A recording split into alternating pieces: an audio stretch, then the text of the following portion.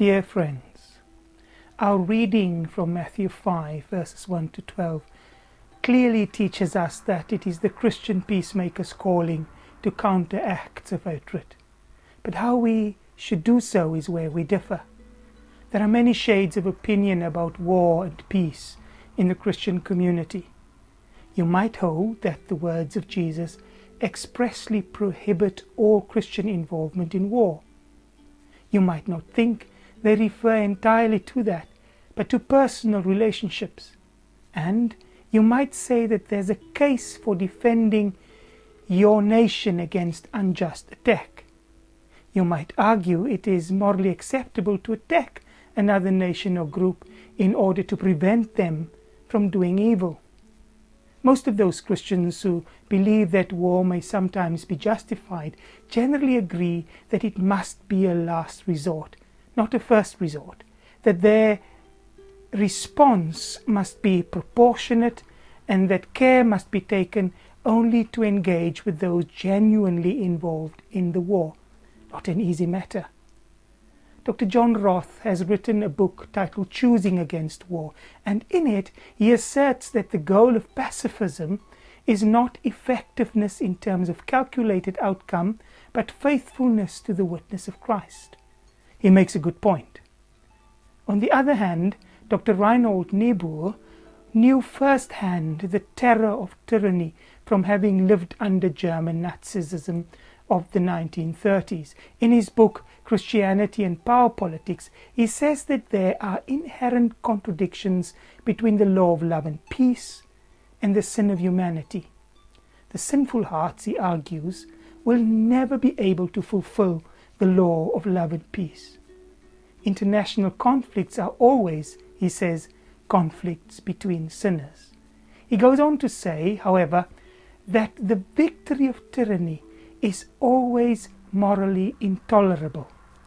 When some people violate the gospel law of love, violent response is sometimes the result, he says.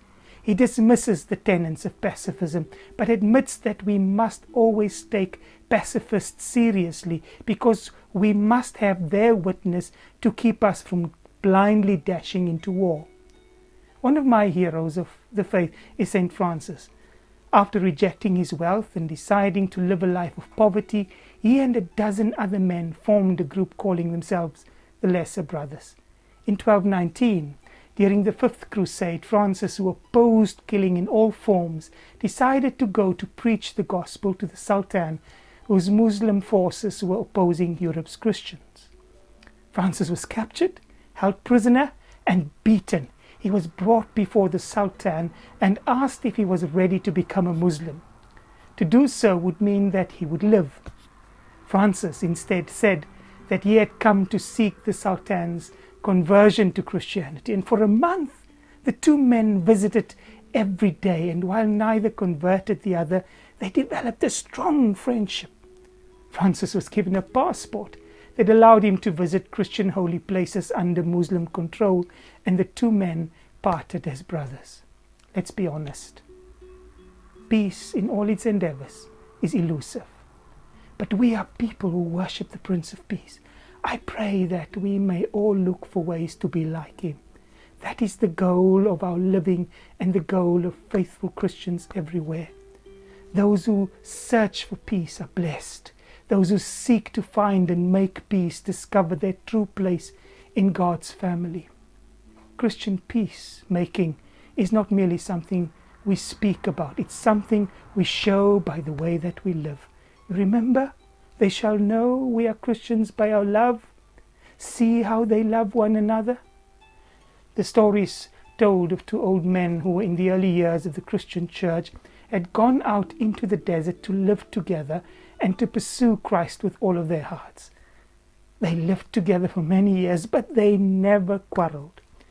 One day one of the men said to the other, "Let's quarrel with each other like other men do." The other said, "I do not know how quarrels begin."